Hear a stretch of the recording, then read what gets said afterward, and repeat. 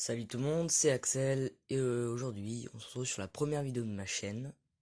Cette chaîne parlera surtout de la mythologie grecque. Essentiellement de ça, je pense qu'on fera que ça.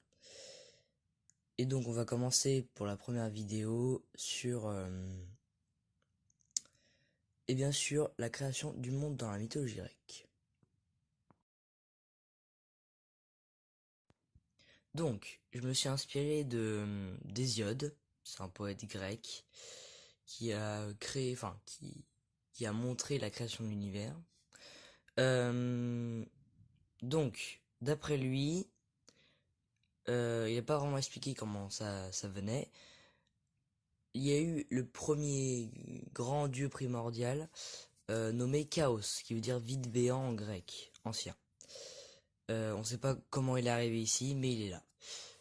Chaos, qui est un vide béant, donc c'est un peu comme le Big Bang dans, dans la science, va créer les 5 éléments principaux.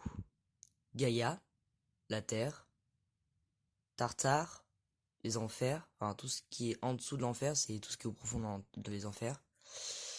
Ereb, les ténèbres du Tartare. Eros, pulsion de vie et l'amour. Nyx, donc c'est la nuit et les ténèbres. Donc, on va passer maintenant aux enfants de Nyx et d'Ereb. Juste avant de parler de ça, j'ai oublié de préciser, Hésiode, il a affirmé quelque chose, c'est que, en fait déjà pour arriver au Tartare, c'est un grand trou, enfin immense. Il a affirmé que si on lançait une enclume à l'intérieur, elle a, une enclume qui est déjà très lourde, elle arriverait tout au fond du Tartare au bout de 9 jours. C'est vraiment énorme. Bref, sans plus tarder, on va passer à Nyx et Ereb. Donc, Nyx et Ereb, que je rappelle, Nyx c'est la nuit et Ereb les ténèbres du Tartare,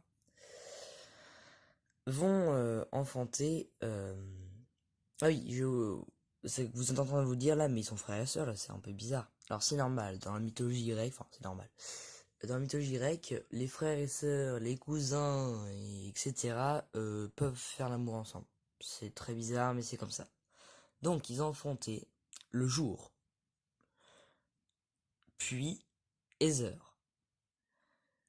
Donc ils ont eu d'abord ces deux enfants, et ils ont eu enfin les mots. Donc pas les mots bonjour, gna, c'est les mots tout ce qui est horrible pour l'homme, c'est-à-dire la misère, la mort, la rancœur, etc. Enfin, il y a plein de choses comme ça. Ils ont enfanté aussi la querelle. Donc la querelle, elle a enfanté le meurtre et la désordre. Donc là, on part sur un délire un peu bizarre, c'est-à-dire que querelle, on sait même pas avec qui elle a créé ses enfants. Mais bon, c'est normal, Gaïa ça va être pareil plus tard, je vais vous montrer. Je m'éparpille un petit peu, je sais, c'est voilà. Bref, donc en résumé, elle a enfanté le jour, les heures, les mots et querelle. Voilà. Maintenant, on va passer, bien évidemment, à Gaïa. Donc, Gaïa, que je rappelle, c'est la Terre, là où on se trouve en fait. Oui, parce que en fait, pour résumer, il y a eu Chaos, donc c'est l'univers. Ensuite, il y a eu Gaïa, donc la Terre s'est créée. Ensuite, il y a eu Tartare, donc c'est les enfers. Ensuite, il y a Ereb, donc tout ce qui est ténèbres du Tartare. Eros, donc l'amour est né dans le monde et la vie. Et enfin Nyx, donc la nuit. Donc en gros, c'était tout un amas de nuit, et grâce à Nyx et Ereb, il y a eu le jour, etc. Donc, sans plus tarder, on va parler à Gaïa, parce que je m'éparpille à chaque fois. C'est parce que c'est un sujet qui me passionne, et du coup, j'adore parler de ça. Bref, Gaïa, donc je rappelle, elle est la Terre. Elle a enfanté seule, donc comme je vous rappelle, on sait pas pourquoi, mais bon, Uranos. Uranos, qui est les cieux étoilés. Donc là, il y a les étoiles maintenant dans l'univers. Sauf que Gaïa, pour protéger Uranos, donc, voilà, parce qu'à la base, la Terre était toute plate, dans la mythologie grecque. Donc c'était juste une plaine, quoi, en fait. Du coup, elle a créé les montagnes. Maintenant, il y a les montagnes dans la Terre. Puis, elle va créer Pontos. Pontos, qui est la personnification de la mer. Maintenant, on va parler de Gaïa et d'Uranos. Qu'est-ce qu'ils ont fait comme enfants? Gaïa et Uranos ont eu des multitudes d'enfants étranges. C'est-à-dire que leurs premiers enfants, parce qu'ils sont trois, c'est pratiquement tout le temps des triplés leurs enfants. Il y a eu les Hécatonchires. Trois monstres vraiment étranges. Ils ont 100 bras et 50 têtes. Je sais pas si vous voyez le délire, c'est vraiment bizarre. Donc, parmi ces Hécatonchires, il y en a trois, comme j'ai dit. Kotos, Biarré et Gyes. Voilà. Leur deuxième triplé sont les Cyclopes. Nommés, oui, les Cyclopes, pardon. Au cas où il y en a qui savent pas, mais bon, je pense que vous savez ce que c'est. C'est une sorte de géant avec un seul œil au milieu du front. Il y en a eu trois donc.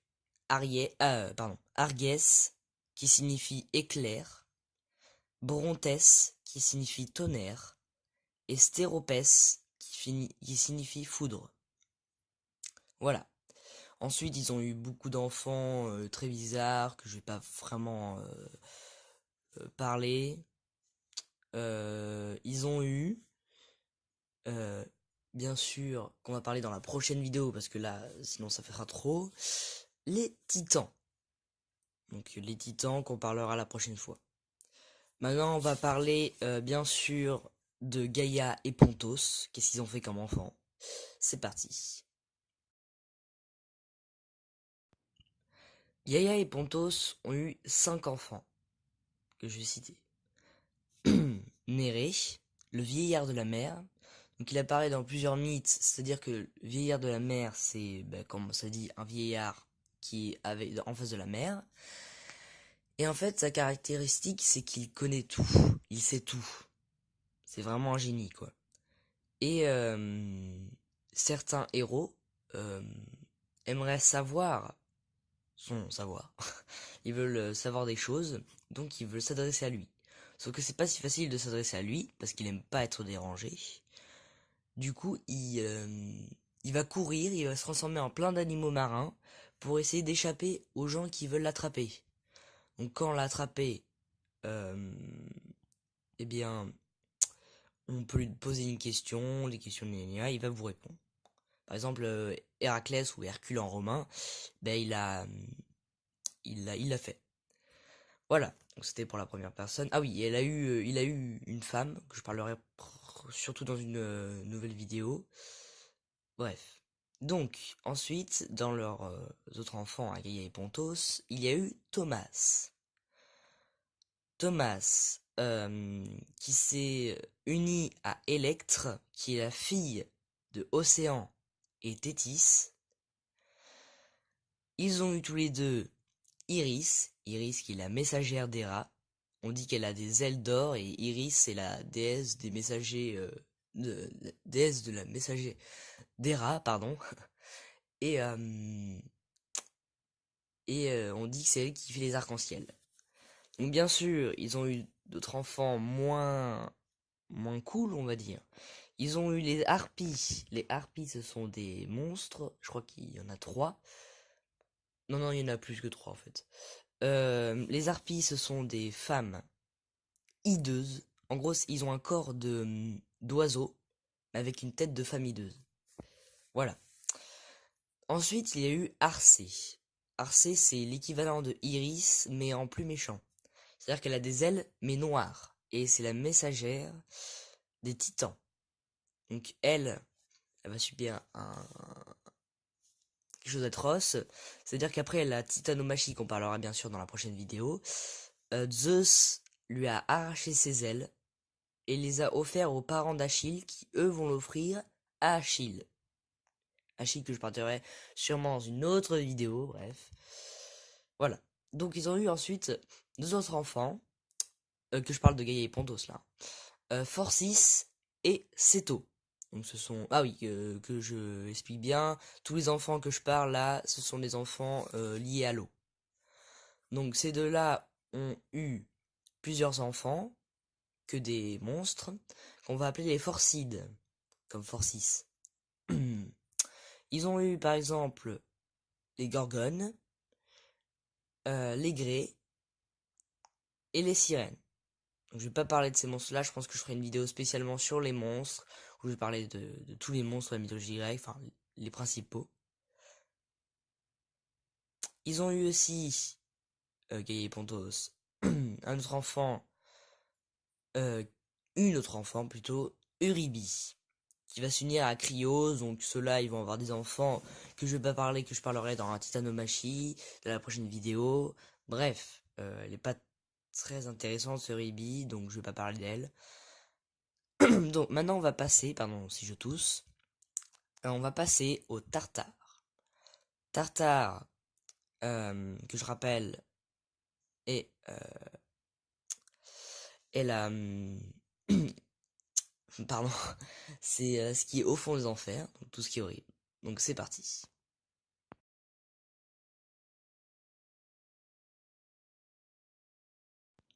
Donc Tartare s'est uni avec Gaïa, sa sœur du coup encore. Et attention, pardon. Donc ils ont eu pas mal d'enfants qui ont tous la même caractéristique, c'est que ce sont des géants en fait. Plus grands que les cyclopes, voilà, donc il y a eu après la titanomachie, la giganomachie. Bref, c'est très compliqué et j'en parlerai bien sûr dans une prochaine vidéo, encore une fois. Donc, c'est la fin de cette vidéo, j'ai plus rien à dire sur la création de l'univers, enfin pour l'instant bien sûr. Et la prochaine vidéo parlera des titans.